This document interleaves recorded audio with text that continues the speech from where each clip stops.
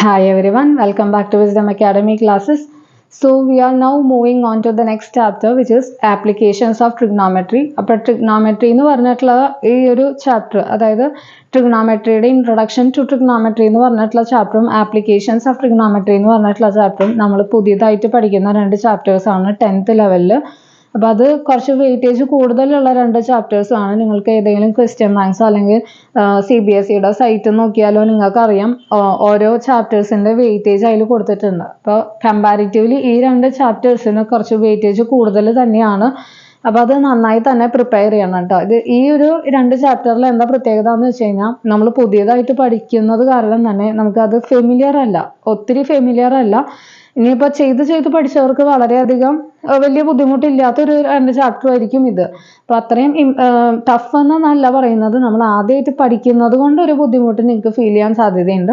പക്ഷെ കുറേ പ്രാവശ്യം പഠിച്ചു കഴിഞ്ഞ് കഴിഞ്ഞാൽ അതൊരു 3, 4, 5 പ്രാവശ്യമൊക്കെ നമ്മൾ റിവൈസ് ചെയ്ത് കഴിഞ്ഞ് കഴിഞ്ഞാൽ ഇതൊരു ബുദ്ധിമുട്ടുള്ള രണ്ട് ചാപ്റ്റേഴ്സേ അല്ല, സിമ്പിൾ ആയിട്ടുള്ള രണ്ട് ചാപ്റ്റേഴ്സ് ആണ്. ഇപ്പോൾ ട്രിഗണോമെട്രി ഒക്കെ പഠിക്കുകയാണെന്നുണ്ടെങ്കിൽ ആ പ്രൂഫ് ടൈപ്പ് ക്വസ്റ്റ്യൻസ് ഉണ്ട് അല്ലേ, ഏറ്റവും ലാസ്റ്റ് എക്സസൈസിൽ ഒരു 10 ക്വസ്റ്റ്യൻസിൻ്റെ അടുത്തുണ്ട്. അതൊക്കെ നന്നായി പ്രിപ്പയർ ചെയ്യാം. പിന്നെ നമ്മൾ ചെയ്യിപ്പിച്ച ടൈപ്പ് ക്വസ്റ്റ്യൻസ് ഒക്കെ നന്നായി പ്രിപ്പയർ ചെയ്യാം. ഇപ്പോൾ ആപ്ലിക്കേഷൻസ് ഓഫ് ട്രിഗണോമെട്രിയിൽ എന്താ ഒരു ബുദ്ധിമുട്ടെന്ന് വെച്ച് കഴിഞ്ഞാൽ നമ്മൾ വായിച്ച് മനസ്സിലാക്കിയതിന് കറസ്പോണ്ടിങ് ആയിട്ടാണ് നമ്മൾ ഫിഗർ വരയ്ക്കുക. നമ്മൾ വരയ്ക്കുന്ന ഫിഗർ തെറ്റി കഴിഞ്ഞ് കഴിഞ്ഞാൽ നമ്മൾ ആ ഒരു ഫിഗർ വെച്ചിട്ടാണ് ബാക്കി അനാലിസിസ് ചെയ്യുന്നുണ്ടാവുക. അപ്പം ആ ഒരു അനാലിസിസ് തെറ്റാൻ സാധ്യതയുണ്ട്. നമ്മളുടെ ഫിഗർ തെറ്റി കഴിഞ്ഞ് കഴിഞ്ഞാൽ പിന്നെ അങ്ങോട്ടേക്കുള്ള എല്ലാ മാർക്കും പോവും. അതുകൊണ്ടാണ് ഈ ആപ്ലിക്കേഷൻ ഓഫ് ട്രിഗണോമെട്രി ബുദ്ധിമുട്ടുള്ള ഒരു ചാപ്റ്റർ ആണ് എന്ന് പറയുന്നത്. ആ ഫിഗർ നമ്മൾ വരയ്ക്കുന്നത് കറക്റ്റായി നമ്മളുടെ അനാലിസിസും കറക്റ്റ് ആണെങ്കിൽ പിന്നെ അവിടെ ഒന്നും മാർക്ക് പോകാൻ ഒരു സാധ്യത പോലും ഇല്ല. നമ്മൾ ബുക്ക് അതല്ലെങ്കിൽ ക്വസ്റ്റ്യൻ വായിക്കുന്ന സമയത്ത് ശരിക്കും അനലൈസ് ചെയ്ത് മനസ്സിലാക്കിയതിന് ശേഷം മാത്രം നിങ്ങൾ എന്ത് ചെയ്യുക, ഫിഗർ വരയ്ക്കുക. ഫിഗർ ആദ്യം നിങ്ങൾ പോയി മെയിൻ ഷീറ്റിലല്ല വരയ്ക്കേണ്ടത്, ആദ്യം ഒരു വർക്കിംഗ് കോളത്തിൽ വരച്ച് നോക്കി നോക്കുക. അവർ തന്നിട്ടുള്ള ഡാറ്റ വെച്ചിട്ട് നിങ്ങൾ വെറുതെ ഒരു ഫിഗർ ഒന്ന് വരച്ച് നോക്കി നോക്കുക. എന്നിട്ട് ആ ഫിഗർ വെച്ചിട്ട് നിങ്ങൾ ക്വസ്റ്റ്യൻ ഒന്നും കൂടെ റീചെക്ക് ചെയ്യുക. അതായത് കണക്ഷൻ ഉണ്ടോ, ക്വസ്റ്റ്യനിൽ പറഞ്ഞിട്ടുള്ള എല്ലാ കാര്യങ്ങളും എൻ്റെ ഫിഗറിൽ ഉണ്ടോ എന്നുള്ളത് എന്ത് ചെയ്യുക, ക്രോസ് ചെക്ക് ചെയ്യാം. അങ്ങനെ ക്രോസ് ചെക്ക് ചെയ്തെല്ലാം കറക്റ്റ് ആയെങ്കിൽ മാത്രം നിങ്ങൾ എന്ത് ചെയ്യുക, ആ ഒരു ഫിഗർ മെയിൻ ഷീറ്റിലേക്ക് വരയ്ക്കുക കേട്ടോ. അല്ലാണ്ട് ഒരു കാരണവശാലും ആദ്യമേ പോയിട്ട് പ്രത്യേകിച്ച് ഈ പേന കൊണ്ട് വരയ്ക്കുന്ന കുട്ടികൾ, അപ്പം നമ്മൾ എന്താണ് കുറേ സ്ട്രൈക്ക് ഓഫ്സ് വരും. ഒരു ഫിഗർ വെട്ടും, 2 ഫിഗർ വെട്ടും, 3 ഫിഗർ വെട്ടും. അപ്പോൾ പേപ്പർ നോക്കുന്ന ടീച്ചേഴ്സിന് തന്നെ മനസ്സിലാവും നിങ്ങൾക്ക് കോൺഫിഡൻസ് ഇല്ല, ഈ ഒരു ഫിഗറിന് കോൺഫിഡൻസ് ഇല്ല എന്നുള്ളത് ടീച്ചർക്ക് അപ്പം കണ്ടാൽ തന്നെ മനസ്സിലാവും. അപ്പോൾ ഒരിക്കലും നിങ്ങൾ അങ്ങനെ ചെയ്യരുത്. നിങ്ങൾ കറക്റ്റ് പ്രോപ്പറായിട്ട് അനലൈസ് ചെയ്ത് റീചെക്ക് ചെയ്തതിന് ശേഷം മാത്രം മെയിൻ ഷീറ്റിലേക്ക് എന്ത് ചെയ്യുക, ഫിഗർ വരയ്ക്കുക. അപ്പം അതിനുള്ള സമയമൊക്കെ കിട്ടുമെന്നാണ് നിങ്ങൾ ആലോചിക്കുന്നതെന്നുണ്ടെങ്കിൽ കിട്ടും. അതിനാണ് പറയുന്നത് പ്രാക്ടീസ് ചെയ്യാം. കുറേ അധികം പ്രാക്ടീസ് ചെയ്താലാണ് മാത്സിന് ഏറ്റവും സ്പീഡിൽ എഴുതി തീർക്കാനും വളരെയധികം സമയം ലാഭിച്ച് വീണ്ടും ലാസ്റ്റ് ഒന്നും കൂടെ റീചെക്ക് ചെയ്ത് ബാക്കി പെൻഡിങ് ക്വസ്റ്റ്യൻസ് കംപ്ലീറ്റ് ചെയ്യാനും പറ്റുള്ളൂ. അപ്പോൾ അതുകൊണ്ടാണ് ത്രൂ ഔട്ട് മാത്സ് പ്രാക്ടീസ് ചെയ്യാൻ തന്നെ പറയുന്നത്. ഓക്കെ, അപ്പോൾ ഇത് ആപ്ലിക്കേഷൻസ് ഓഫ് ട്രിഗണോമെട്രിയുടെ ഒരു ജസ്റ്റ് ഇൻട്രൊഡക്ഷൻ ആണ്. ഇത് നമ്മൾ ഇൻട്രൊഡക്ഷൻ ടു ട്രിഗണോമെട്രിയിൽ പറഞ്ഞിട്ടുള്ളത് തന്നെയാണ്. ട്രിഗണോമെട്രിയുടെ റിയൽ ലൈഫ് ആപ്ലിക്കേഷൻ എപ്പോഴാണ് വരുന്നത്, നമ്മളുടെ ഐസൈറ്റ് ഹൊറിസോണ്ടൽ ലെവലിൽ നിന്ന് ഒന്നില്ലെങ്കിൽ താഴേക്കോ അല്ലെങ്കിൽ മുകളിലേക്കോ നോക്കുമ്പോഴാണ് ട്രിഗണോമെട്രിക് വാല്യൂസ്, ട്രിഗണോമെട്രിക് റേഷ്യോസിൻ്റെ ആപ്ലിക്കേഷൻസ് ആക്ച്വലി വരുന്നത്. ഇപ്പോൾ ഇവിടെ നമ്മൾ സാധാരണ നിലയ്ക്ക് നമ്മൾ താഴെ നിന്ന് ഒരു സാധനം മുകളിലേക്ക് നോക്കുകയാണ്, അല്ലെങ്കിൽ നമ്മളുടെ വീടിൻ്റെ മുകളിലേക്ക് നോക്കുകയാണ്, അല്ലെങ്കിൽ ഒരു കിളി പറക്കുന്നത് നോക്കുകയാണെങ്കിൽ, അല്ലെങ്കിൽ ഒരു തെങ്ങിൽ തേങ്ങ നോക്കുകയാണ്, അല്ലെങ്കിൽ സ്കൈ കൂടെ പോകുന്ന ഒരു ഫ്ലൈറ്റ് എയ്റോപ്ലെയിൻ നോക്കുകയാണെങ്കിൽ ഒക്കെ എന്താണ് നമ്മൾ മുകളിലേക്കാണ് നോക്കുന്നത് അല്ലേ. നമ്മളുടെ സാധാരണ ലെവലിനേക്കാളും മുകളിലേക്ക് നോക്കുന്നു. അങ്ങനെ മുകളിലേക്ക് നോക്കുന്ന ആംഗിളിനെയാണ് ആംഗിൾ ഓഫ് എലിവേഷൻ എന്ന് പറയുന്നത്. നേരെ മറിച്ച് ഇതിൻ്റെ നേരെ റിവേഴ്സ് ആണ് ആംഗിൾ ഓഫ് ഡിപ്രഷൻ. അതായത് മുകളിൽ നിന്ന് നമ്മൾ താഴേക്ക് നോക്കുകയാണ്, താഴെ അഴിഞ്ഞു പോകുന്ന വല്ല ചെറിയ ചെറിയ ഉറുമ്പുകളെയോ അല്ലെങ്കിൽ താഴെ വീണു പോയ നമ്മളുടെ പേനയോ എന്തെങ്കിലും, അല്ലെങ്കിൽ നമ്മൾ റൂഫ് ടോപ്പിൽ നിന്ന് താഴെ ഒബ്സർവ് ചെയ്യുക അല്ലെങ്കിൽ ഫ്ലൈറ്റിൽ നിന്ന് നമ്മൾ താഴേക്ക് നോക്കുക, അങ്ങനെയൊക്കെ ചെയ്യുമ്പോൾ എന്താണ്, നമ്മളുടെ നോർമൽ ഐസൈറ്റിൽ നിന്ന് താഴേക്കാണ് ആംഗിൾ ഉണ്ടാവുന്നത് അല്ലേ. അങ്ങനത്തെ ആംഗിളിനെയാണ് നമ്മൾ ആക്ച്വലി എന്തെന്ന് പറയുന്നത്, ആംഗിൾ ഓഫ് ഡിപ്രഷൻ എന്ന് പറയുന്നത്. സോ ഈ രണ്ട് ആംഗിളാണ് നമുക്ക് ഇവിടെ ഏറ്റവും കൂടുതൽ ഇമ്പോർട്ടൻസ് ഉള്ള രണ്ട് ആംഗിൾ, ആംഗിൾ ഓഫ് എലിവേഷനും ആംഗിൾ ഓഫ് ഡിപ്രഷനും. ഇത് തമ്മിൽ തെറ്റിപ്പോവരുത്. മുകളിലേക്കുള്ള ആംഗിളിനെയാണ് എലിവേഷൻ ആംഗിൾ എന്ന് പറയുന്നത്, താഴേക്കുള്ള ആംഗിളിനെയാണ് ഡിപ്രഷൻ ആംഗിൾ എന്ന് പറയുന്നത്. ഓക്കെ, അപ്പോൾ ഇതിലത്തെ എക്സാമ്പിൾ ക്വസ്റ്റ്യൻസ് ഒക്കെ ഇമ്പോർട്ടൻ്റ് തന്നെയാണ്.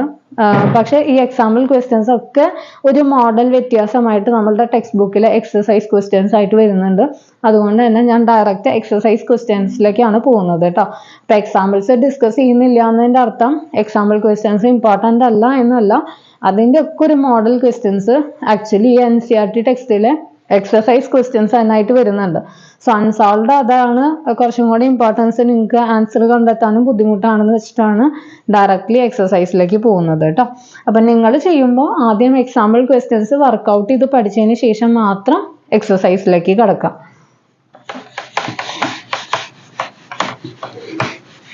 ആകെ ഒരു എക്സസൈസേ ഉള്ളൂ, ഇമ്പോർട്ടൻ്റ് ആയിട്ടുള്ള ഒരു ചാപ്റ്റർ ആണ്. ഒറ്റ എക്സസൈസേ ഉള്ളൂ, വളരെയധികം സിമ്പിൾ ആയിട്ടുള്ള ഒരു എക്സസൈസും ആണ്. ആകെ കുറച്ച് ഏറ്റവും ലാസ്റ്റൊക്കെ എത്തുമ്പോൾ കുറച്ച് കോംപ്ലിക്കേറ്റഡ് ഫിഗേഴ്സ് വരുന്നു എന്നല്ലാണ്ട് ഫസ്റ്റ് തുടക്കത്തിലെ കുറച്ച് ഫിഗേഴ്സൊക്കെ വളരെയധികം എളുപ്പമാണ്, അനാലിസിസിനായാലും വരയ്ക്കാനായാലും. അങ്ങനത്തെ ഫിഗേഴ്സൊക്കെയാണ് MCQന് ഭൂരിഭാഗവും ചോദിക്കുക. സോ ഫസ്റ്റ് ക്വസ്റ്റ്യൻ ആണ് കേട്ടോ. ടെക്സ്റ്റ് ഉണ്ടെങ്കിൽ എല്ലാവരും ടെക്സ്റ്റ് സൈഡിൽ എടുത്ത് വെക്കുക. A circus artist is climbing a 20-meter long rope which is tightly stretched and tied from the top of a vertical pole to the ground. Find the height of the pole if the angle made by the rope with the ground level is 30 degree. അതായത് ഒരു circus artist എന്ത് ചെയ്യാണ്, ഒരു rope എന്ത് ചെയ്യാണ്, rope ഇങ്ങനെ climb ചെയ്ത് പോവാണ്. 20 മീറ്റർ ലോങ് റോപ്പ് ആണെന്നും പറഞ്ഞിട്ടുണ്ട് കേട്ടോ. അപ്പോൾ ഒരു വെർട്ടിക്കൽ പോളിന്റെ മുകളിലേക്ക് ഒരു റോപ്പ് സ്ട്രെച്ച് ചെയ്ത് കെട്ടിയിട്ടുണ്ട്. ഈ റോപ്പ് ഇങ്ങനെ ക്ലൈംബ് ചെയ്ത് സർക്കസ് ആർട്ടിസ്റ്റ് പോവാണ്. ഇനി നമുക്കറിയേണ്ടത് ഈ റോപ്പ് വെർട്ടിക്കലി ആണോ വെച്ചിട്ടുള്ളത് അല്ലെങ്കിൽ ഏതെങ്കിലും ഒരു ആംഗിളിലാണോ വെച്ചിട്ടുള്ളത് നമുക്ക് നോക്കി നോക്കണം. അതിനാണ് ഏറ്റവും ലാസ്റ്റ് തന്നിട്ടുള്ളത്. If the rope is making an angle of 30 degree with the ground level. Ground ലെവലുമായിട്ട് റോപ്പ് എന്ത് ചെയ്യുന്നുണ്ട്, 30 ഡിഗ്രി ആംഗിൾ ഉണ്ടാക്കുന്നുണ്ട്. അതുകൊണ്ട് തന്നെ മനസ്സിലാക്കി റോപ്പ് ഒരിക്കലും ഇങ്ങനെയല്ല വെച്ചിട്ടുള്ളത്, പകരം ഒരു സ്ലാന്റഡ് പൊസിഷനിലാണ് വെച്ചിട്ടുള്ളത്. അപ്പൊ നമുക്ക് ആദ്യം റോപ്പ് എങ്ങനെയാണ് കെട്ടിയിട്ടുള്ളത് എന്നുള്ളത് ആദ്യം മനസ്സിലാക്കണം. സോ റോപ്പ് എന്ത് ചെയ്തേക്കാണ്, സ്ലാന്റഡ് പൊസിഷനിലാണ്. അപ്പൊ ഇതാണ് എൻ്റെ ഗ്രൗണ്ട്, ഇത് ഗ്രൗണ്ട് ആണ് എന്നുണ്ടെങ്കിൽ ഇതാണ് നമ്മളുടെ പോള്. ഒരു 30 ഡിഗ്രി ആംഗിളിലാണ് ഈ റോപ്പ് ആക്ച്വലി എന്ത് ചെയ്തിട്ടുള്ളത്, കെട്ടിവെച്ചിട്ടുള്ളത്. അപ്പൊ ഇതാണ് നമ്മളുടെ റോപ്പ് കേട്ടോ. ഇതാണ് 20 metre rope. This is ground.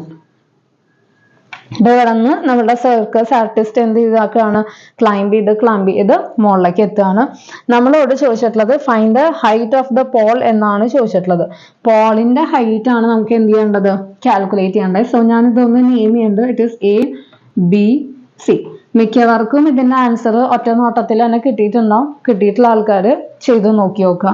Okay, അപ്പൊ നമുക്ക് ഇവിടെ 30 ഡിഗ്രി ആണ്. ഇതിന് വേണ്ടിയിട്ട് നമ്മൾ ആ ഒരു ട്രിഗ്നോമെട്രിയിൽ ഒരു ടേബിൾ പഠിച്ചിട്ടുണ്ടായിരുന്നു അല്ലെ, sin 30, cos 30, cos 45 അങ്ങനത്തെ ടേബിൾ. അതിന്റെയും വാല്യൂസ് നമുക്ക് അറിഞ്ഞിരിക്കണം. ബിക്കോസ് ഇവിടെ sin 30, sin 45 ഒക്കെ ഡയറക്റ്റ് ആ വാല്യൂസ് എടുത്ത് എഴുതിയാൽ മാത്രമേ നമുക്ക് ആൻസർ കിട്ടുള്ളൂ. ഇവിടെ ഇപ്പൊ നമുക്ക് ഈ 30 ഡിഗ്രിക്ക് ഓപ്പോസിറ്റ് കിടക്കുന്ന സൈഡാണ് ആക്ച്വലി നമുക്ക് ഫൈൻഡ് ഔട്ട് ചെയ്യാനുള്ളത്. സോ ഓപ്പോസിറ്റ് സൈഡ് എന്തായാലും വേണം. അഡ്ജസ്റ്റന്റ് സൈഡ് നമുക്ക് അറിയില്ല. അപ്പൊ ഓപ്പോസിറ്റും അഡ്ജസ്റ്റന്റ് എടുത്തിട്ട് കാര്യമില്ല. ഹൈപ്പോട്ടന്യൂസ് ആണ് നമുക്ക് ഇവിടെ അറിയുന്നത് അല്ലെ. അപ്പൊ ഓപ്പോസിറ്റും ഹൈപ്പോട്ടന്യൂസും തമ്മിൽ കണക്ട് ചെയ്യുന്ന ഏത് റേഷ്യോ ആണ് നിങ്ങൾക്ക് അറിയാൻ നോക്കി നോക്കുക. അതേതാണ്, സൈൻ ആണ് അല്ലെ. So we are going for sin 30. sin 30 equal to എന്താണ്, opposite side by hypotenuse, that is AC by BC അല്ലെ. AC എന്ന് പറഞ്ഞു കഴിഞ്ഞാൽ ഓപ്പോസിറ്റ് ആണ്, BC എന്ന് പറഞ്ഞു കഴിഞ്ഞാൽ ഹൈപ്പോട്ടന്യൂസ് ആണ്. sin 30 എത്രയാണ്, 1/2 ആണ്. AC നമുക്ക് അറിയില്ല, സോ AC ആയിട്ട് തന്നെ കൊടുക്കുന്നു. BC എത്രയാണ്, 20 ആണ്. Or AC is equal to എന്താണ്, 20/2, that is equal to 10 metre. അപ്പൊ നമ്മളുടെ പോളിന്റെ ഹൈറ്റ് എത്രയായിരിക്കും, 10 മീറ്റർ ആണ്. അപ്പൊ പോളിന്റെ ഹൈറ്റ് എത്ര കിട്ടി നമുക്ക്, 10 മീറ്റർ ആണ് കിട്ടി. അപ്പൊ എന്താണ് നമുക്ക് കണ്ടുപിടിക്കാനുള്ളത്, അത് വരുന്ന രീതിയിലത്തെ ട്രിഗണോമെട്രിക് റേഷ്യോ വേണം നിങ്ങൾ എന്ത് ചെയ്യാനായിട്ട് എടുക്കാനായിട്ട് കേട്ടോ. ഓക്കെ, നെക്സ്റ്റ് ഒരു ട്രീൻ്റെ ക്വസ്റ്റ്യൻ ആണ്. അതൊരു ഇമ്പോർട്ടൻറ്റ് ക്വസ്റ്റ്യൻ ആണ്. അത് നമുക്ക് അടുത്ത ക്ലാസ്സിൽ ഡിസ്കസ് ചെയ്യാം കേട്ടോ. അപ്പോൾ ഈ പാറ്റേണിലുള്ള ക്വസ്റ്റ്യൻസ് ഒക്കെ MCQനാണ് കുറച്ചും കൂടെ ഇമ്പോർട്ടൻസ് കേട്ടോ. കുറച്ചും കൂടെ വെയിറ്റേജ് കൂടുതലുള്ളതൊന്നും ഈ ക്വസ്റ്റ്യൻസിൽ പെടില്ല. MCQ ലെവൽ ക്വസ്റ്റ്യൻസ് ഒക്കെ ഇങ്ങനെ ചോദിക്കാനാണ് ഏറ്റവും കൂടുതൽ സാധ്യത. ഓക്കെ, അപ്പോൾ അടുത്ത ക്ലാസ്സിൽ നമുക്ക് അടുത്ത ക്വസ്റ്റ്യൻ ഡിസ്കസ് ചെയ്യാം. Okay, bye, thank U.